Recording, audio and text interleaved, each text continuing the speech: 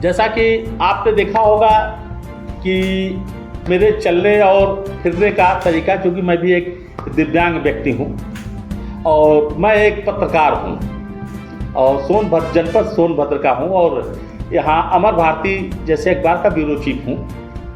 और आज मैं अपने संघर्षों और लोगों के संघर्ष के बारे में कुछ आपसे चर्चा कर रहा हूँ कि ऐ साहब मेरे शरीर को मत देखो, ऐ साहब मेरे शरीर को मत देखो, हौसला तो मेरे पास इतने हैं कि उनसे मैं अपनी तकदीर बदल सकता हूँ और तकदीर बदल सकता हूँ। मैं उत्तम सिंह, अमर भारती ब्यूरो चीफ सोनभद्र। आज हमारी आपकी चर्चा अपने विषय पे और कुछ दूसरे विषयों पर होनी है। जैसे व्यक्ति कहता है, हर व्यक्ति कहता है कि मेरे पास मैं कैसे करूं, मेरे तो पैर ही नहीं है, मैं तो कर रहे। लेकिन जान लीजिए कमियां ही, अगर आप में जो चीज कमी है उसी को आप ढाल बना लोगे, उसी को अपनी मजबूती बना लोगे तो आपकी जिंदगी बहुत सुनहरी और बहुत सुंदर हो जाएगी, बहुत सुंदर और बहुत सुनहरी हो जाएगी। और जीवन जीने में सारी कठिनाई आपकी धरी की धरी रह जाएगी एक किनारे। जैसे आदमी, मैं कह सकता हूँ कि मैं हैंडीकैप्ड हूँ तो मैं क्या कर सकता हूँ? बिल्कुल नहीं, मैं बहुत कुछ कर सकता हूँ। मैं एक आम आदमी के जैसा मैं आम नागरिक बन के मैं जी सकता हूँ और अपने जीवन को आगे बढ़ाने के लिए हर लक्ष्य को पार कर सकता हूँ, हर चुनौतियों को मुंह तोड़ जवाब दे सकता हूँ।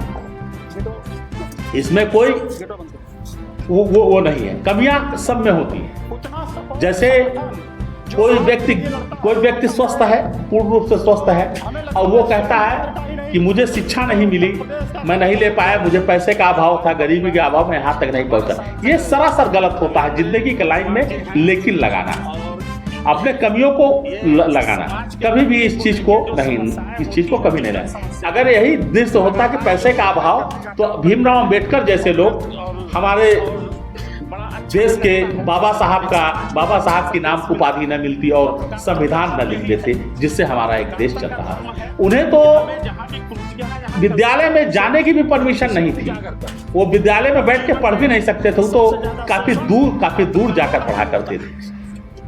रही हैंडीकैप्ड ऐसे लोग हैं हमारे भाई लोग जो देश का विश्व में झंडा गाड़े हुए हैं। विकलांगता मजबूरी और व्यवस्था नहीं है। ये जान लीजिए जो मिला है वो अच्छा मिला है और उसी के दम पे मुझे आगे बढ़ना और चुनौतियों से लड़ते रहना है। जीवन में आप कभी हर पड़ाव पे हर व्यक्ति का एक न एक वो होता है, अपनी कमियों को छुपाने का तरीका होता है कि अब मैं बुजुर्ग हो गया हूँ तो मैं कैसा करूँ। तो मैंने भी कहीं पढ़ा कि 65 वर्ष का एक व्यक्ति ने फिर से अपने जीवन को चलाना शुरू किया, जो चलाया और संघर्ष किया और आज के डेट में KFC का मालिक है। बस आप लोगों का इसलिए हो, KFC का मालिक है।